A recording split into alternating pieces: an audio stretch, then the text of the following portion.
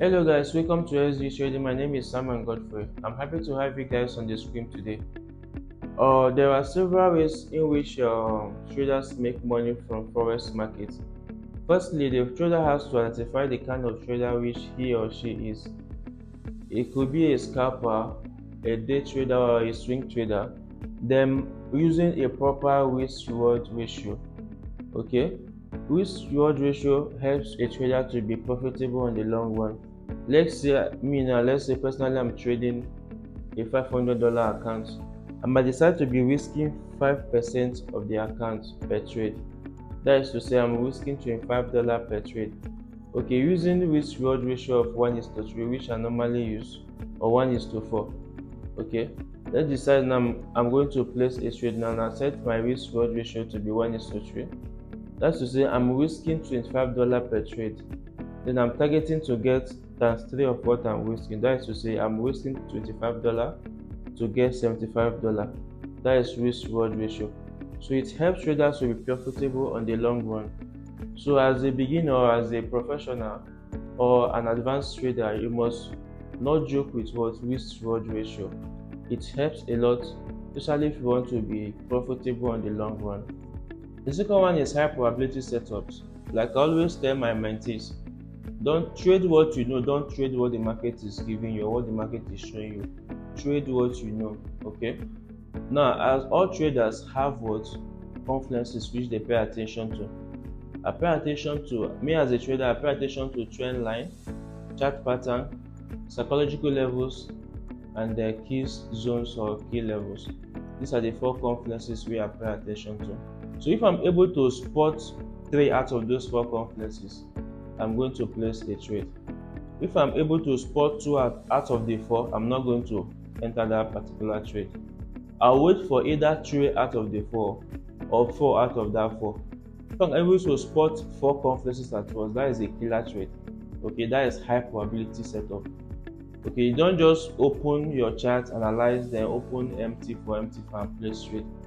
As a trader, you must have what confluences which you pay attention to. So that helps a lot. Okay, it will help you to limit the kind of trade. It will help you to limit the amount of trade you take.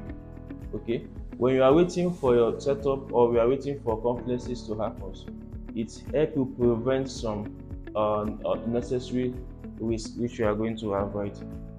The third one is trading plan. Trading plan is a framework which guides traders through the trading processes. It consists of your trading personality, your trading expectation, risk management, and your trading system in general. So there are some basic things you need to consider before writing your trading plan. One, your trading plan must consist of your entry confluence. What do you see before placing that trade? Those are your entry confluences. Is it the chart pattern, the trend line break, or the retest on the key levels or key zones? Okay, so your trading plans must consist of what? Entry strategies.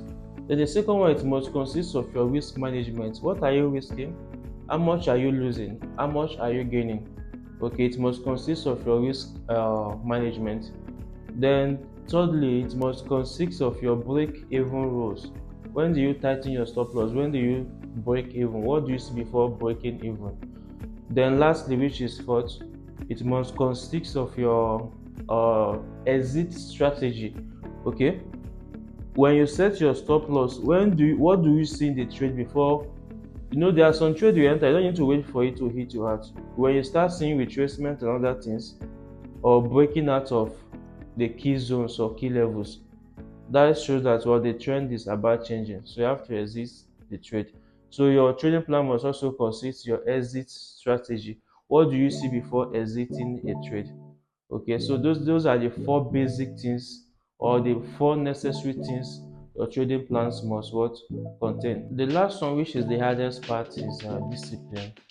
Okay, it's very hard for traders to be disciplined. Discipline simply means following your trading plan or sticking to your trading plans. That is just discipline. Okay, if you can able to follow what is in your trading plan, you are simply a disciplined trader, but it's really hard for most traders to follow their trading plan. So guys, if you have watched to this point, kindly hit the follow button and the like button, okay, so that you can have access to my next videos. Thank you. See you next time.